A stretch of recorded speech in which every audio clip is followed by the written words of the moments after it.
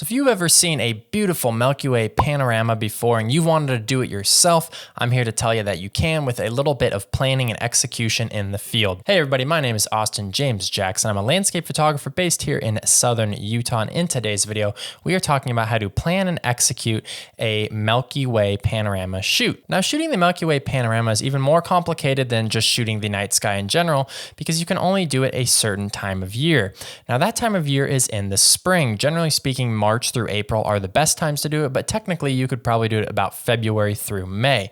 But if you want to capture the best panoramas, my favorite time is the very end of March to the very end of April. That's going to be the time when the Milky Way is in the sky in the exact right spot. Now, you've probably seen tons of different Milky Way photos before, and a lot of the Milky Way photos, the Milky Way might be going straight up and down in your frame. This is a photo that you need to wait until later in the summer in the Northern Hemisphere, whereas the panorama you can't shoot later in the summer. You can only shoot it in the spring. This is because as the year goes on and we get later into the summer, the Milky Way start out going like straight up and down as opposed to all along the horizon making an arch, which is why that panorama is only available in the spring, which is why you need to start planning right now if you want to capture a Milky Way panorama. So this video is going to have two parts. The first part here, we're going to talk about what you're going to do at home to plan your location, figure out exactly where the Milky Way is going to be at what time, what days are going to be best. In the second half, I'm going to talk about a few things that you want to keep in mind while you're shooting in the field. So without further ado, let's go ahead and get started. The very first thing that I want to talk about is how to figure out where the Milky Way is going to be, on which days, and when it's going to be best to shoot. The way that I do that is using an app called PhotoPills. Now, there's a lot of different apps out there that allow you to track where the Milky Way is going to be in the moon phase. I've tried a bunch of them. PhotoPills is just so much better than all of the rest. I think it's like about $10 on the Apple App Store. Same thing on Android. You should definitely pick up PhotoPills. I'm going to show you how to use it here. Let me go ahead and get it up on my phone here, and then we will talk about it.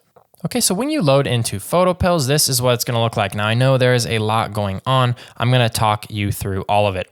So first things first, you're probably going to be on a screen actually that looks like this. You're going to go onto the top hand, the like header, I guess, the banner, and swipe to the right.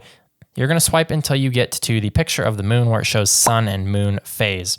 Now, this will tell you exactly what percentage the moon is going to be, or roughly what percentage, by looking at that picture at a certain time. This is really important for night photography because you don't want any moon in order to capture the best photos of the night sky. Now, this will also tell you where and when the moon is going to set, as in what times, like what time the moon will set and rise. This is important because there's a lot of nights where there might be like 50 or 60% moon, but the moon is actually going to set before you even want to go out and shoot night photos. So it's totally fine. You don't have to worry about it. So this shows you all that here. You can see when the moon sets, it's that darker blue downwards arrow there next to moon, and the lighter blue arrow facing upwards is going to be when the moon rises.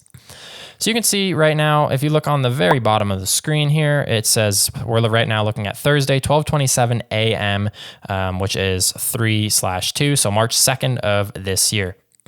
Now, like I said, I like to look in between probably end of March to end of April.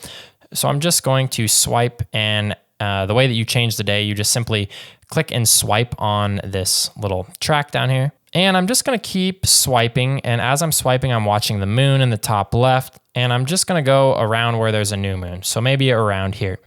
Now, if you're planning a trip, it's likely that if you're not doing photography full-time, you might be planning it around a weekend. So I think this weekend will work here. That's why it's nice when it tells you like Friday, Saturday, Sunday. So let's look here at Friday. 3/17 is looking pretty good. The other thing I want to do now that I've kind of set this up is I want to set my location.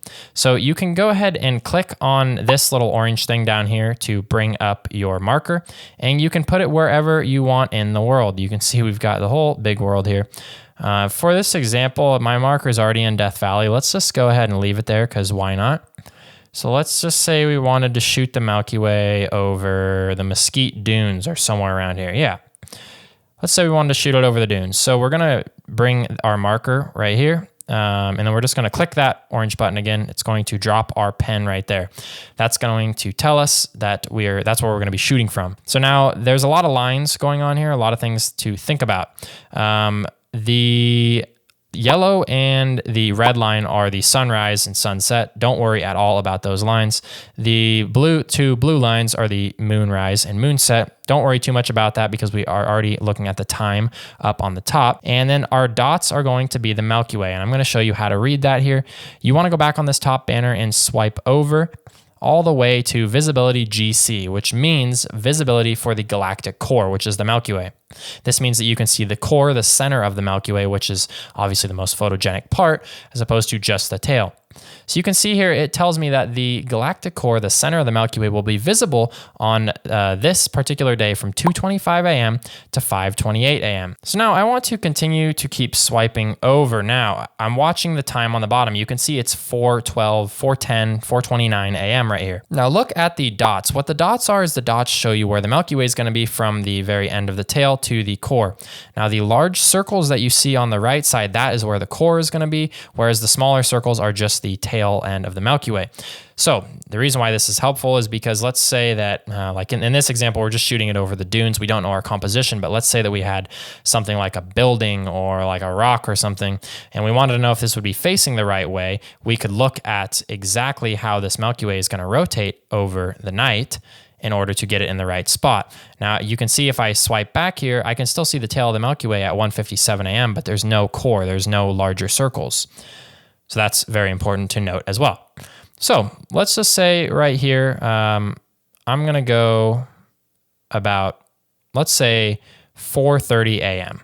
And I wanna give myself plenty of time. Now, technically the core is gonna be visible longer than 5:29, but what you'll see right at 5:29 is that we're entering blue hour, which means it's getting light outside. As soon as it goes blue, that means it's starting to get light out, which means our Milky Way conditions are going to get worse because it's going to be harder to see the Milky Way as the sky lights up for sunrise. So now something that we're going to talk about in the second half of this video is that these kind of shots take a lot of time. So if the galactic core is visible here till 5:29 a.m., I want to be out there shooting before like 5:25. I want to be out there ideally at least an hour early so I can capture all my shots. So keep that in mind.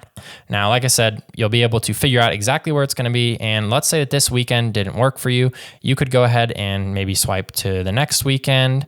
And you can see now it's 1:50 to 5:15. So there's more time to shoot the Milky Way. Now you always have to swipe back here and check your moon to see where your moon is going to be.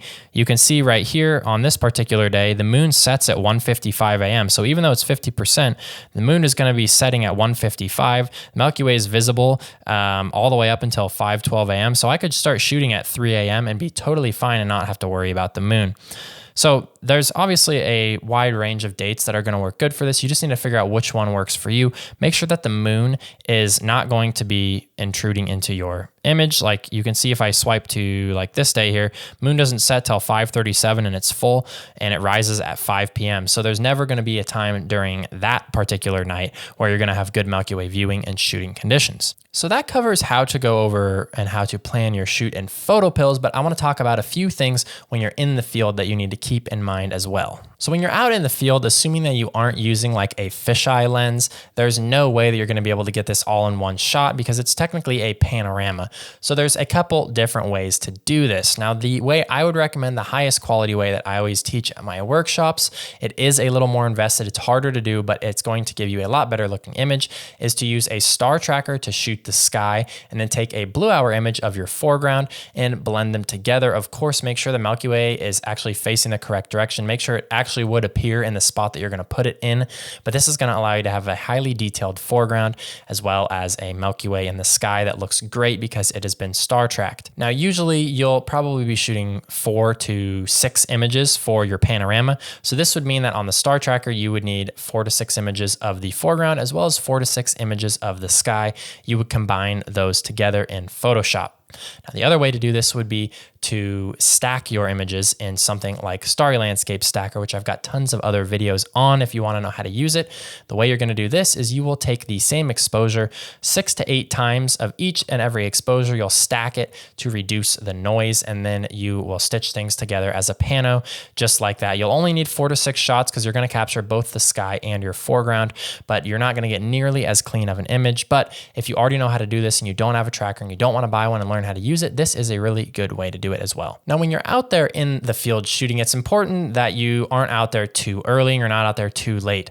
If the Milky Way is going to be up from, let's say, 1 a.m. to 5 a.m., don't start shooting right at 1 a.m. You can get out there and get ready and get everything set up and take some test shots, but the best photos are going to come at like 3 or 4, a couple hours after, because that gives the Milky Way some time to rise in your scene, to get a little bit higher, to allow more of an arch as opposed to just like a straight line across. So it's going to look a lot better. Now, when you're shooting your exposures, whether or not you're using a star tracker or you're stacking images, either way, your photos are going to be like 4 to 6 to even 8 minutes apart every time you take it. So you need to make quick rotations every time that you're going to move the pano and take another photo, because the longer you wait, the more the stars are moving in the sky, or rather, I guess the earth is turning, so it looks like the stars are moving, and it's going to be harder and harder to blend the longer you wait. So you want to snap those shots as quick as possible. If you're stacking, shoot your shots back to back to back to back to back of the same composition. Don't shoot the whole thing and then come back and shoot the whole thing again and shoot the whole thing again with single shots. You want to shoot